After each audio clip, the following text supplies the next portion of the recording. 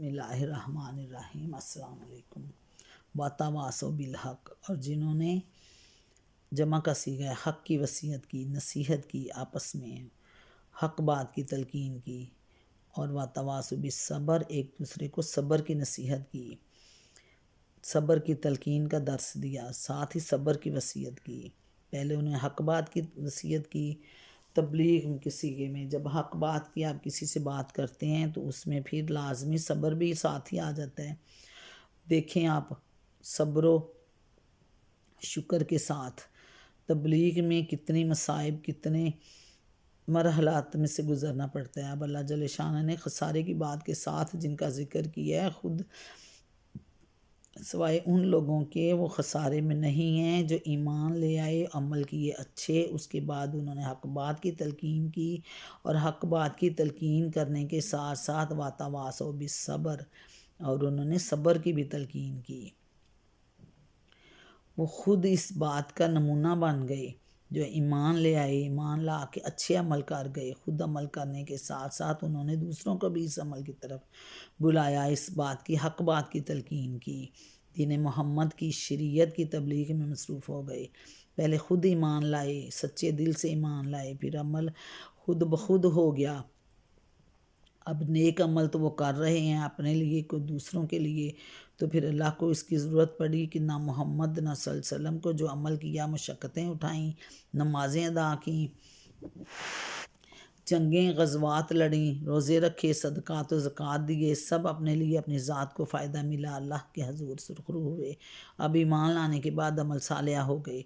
عمل صالحہ ہونے کے بعد کیا عمل ہے؟ حق بات کی تلقین۔ اب میدان میں نکلیں، دوسروں کو فائدہ پہنچائیں، دوسروں کو اس بات کی سمجھ دیں، خود سمجھ آ گئی، اپنی ذات تک فائدہ ہو گیا، آپ میدان میں نکلیں، عملی طور پر تبلیغ کریں دین کی، جیسے عرب میں اٹھنے والی روشنی سے ہم سیراب ہوئے ہیں، اسی طرح دوسروں کے سیراب کرنے کا موجب بنیں، اٹھیں، میدان عمل کی مشقتیں جھیلیں۔ جنت گھر بیٹھ کے نہیں ملا کرتی، میدان عمل میں نکلنے سے ملتی ہے، صعوبتیں برداشت کرنے سے ملتی ہے۔ میرے نبی حضرت محمد صلی اللہ علیہ وآلہ وسلم با عمل صالح والے، اسلام سے پہلے بھی اور اسلام کے بعد بھی نیک کام کرنے والے، نیکی کی تبلیغ کرنے والے، تو کیا کیا صعوبتیں نہ برداشت کی انہوں نے۔ واتواصوا بالصبر کا عملی نمونہ ہے۔ دشمن طائف کے میدان میں، خوبصورت وادی میں ایک کیا حال کیا میرے محمد کا، زخموں سے چور، عملی نمونہ صبر کا۔ عملی نمونہ پھر بھی بد دعا نہ دی، بلکہ دعا دی کہ ان کے اولاد میں سے شاید کوئی راہ ہدایت پا جائے۔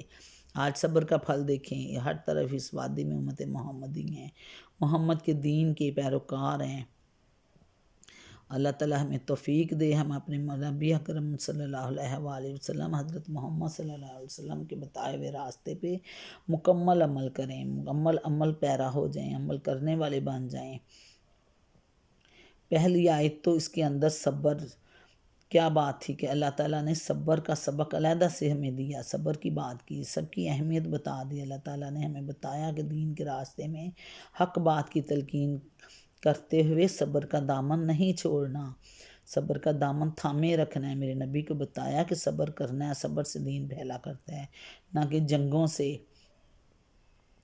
اور یہ بات پھیلا دی ہے، اسلام مشغل دین نہیں ہے، تلوار کے زور پہ یہ نہیں ہے۔ اسلام وہ دین ہے جو سکون والا دین ہے، صبر کا بدلہ ہے۔ میرے محمد صلی اللہ علیہ وسلم کے صبر کا بدلہ ہے یہ کہ آج اللہ کی شریعت پر پابندی، محرمات و معاصی سے جتناب کی تلقین کرنا، مصائب و آرام پر صبر، فرائض و شریعت پر عمل کرنے میں رکاوٹوں پر صبر، معاصی سے جتناب پر صبر، لذات و خواہشات کی قربانی پر صبر، دشمنوں اور کفار کے طعنوں پر صبر، تواصی بالحق بھی شامل ہے۔ اللہ تعالیٰ نے خصوصیت سے الگ سے ذکر کیا ہے، جس سے اس کا شرف، فضل اور حق میں ممتاز ہونا واضح ہے۔ اللہ تعالیٰ ہر مومن کو اس خسارے سے بچائے، ان باتوں پر عمل کرنے کی توفیق دے کہ اپنی زندگیوں کو اس صورت کے عملی نمونہ بنا لیں اور آخرت میں سرخرو ہو جائیں، دوسروں کی سرخروئی کا موجب بھی بن جائیں۔ اللہ تعالیٰ ہمیں یہ توفیق دے کہ ہم حق بات کی تلقین کریں، اور صعوبتیں برداشت کرنے کے بعد واتواصوا بالحق کے بعد ہم صبر کے ساتھ اس آیت پہ بھی عمل کر لیں، واتواصوا بالصبر۔ اس فرض سے ہم گزر جائیں، دنیا آخرت میں ہمیں سرخرو کرے۔ ربنا آتنا فی الدنیا حسنۃ وفی الآخرۃ حسنۃ وقنا عذاب النار۔ مختصراً خلاصہ تفسیر صورت اثر، اللہ تعالیٰ نے زمانے کی قسم کھا کر بات کی ہے کہ یہ بات 100% درست ہے، اور یہ ہے کہ انسان نقصان میں ہے۔ تمام انسان سوائے ان کے جو ایمان لے آئے، اللہ پہ سچے دل سے مومن ہو گئے۔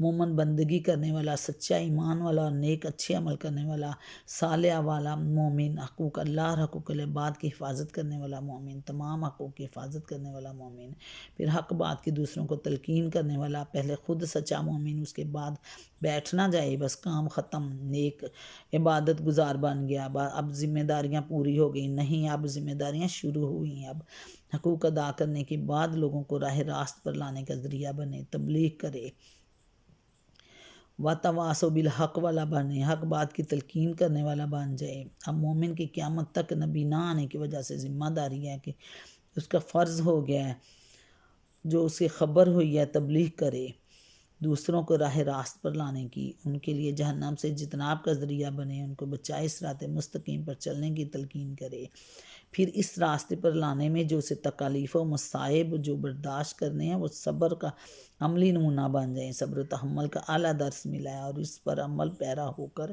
بڑے خسارے سے بچ نکلیں، یہی کامیابی ہے۔ میں مومن برحق،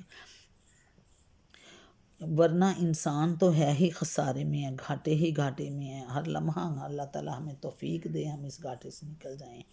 نماز عصر کو اس کی حفاظت کریں اور سورۃ عصر کو اپنی زندگی کا عملی نمونہ بنا لیں، اللہ پر ایمان لائیں سچے دل سے بغیر کسی شرک کے، اور پھر ایمان لانے کے بعد ان آیات کا عملی نمونہ بن جائیں۔ اللہ تعالیٰ ہمیں توفیق دے، دنیا آخرت میں امت محمدی کے سرخرو کرے۔ ربنا آتنا فی الدنیا حسنۃ وفی الآخرۃ حسنۃ وقنا عذاب النار۔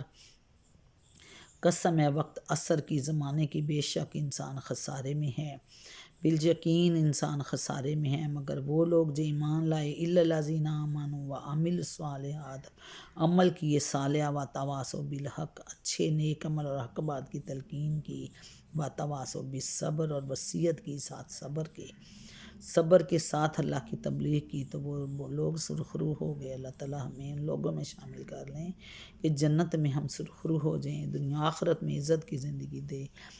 ربنا آتنا فی الدنیا حسنۃ وفی الآخرۃ حسنۃ وقنا عذاب النار۔ السلام علیکم ورحمۃ اللہ وبرکاتہ۔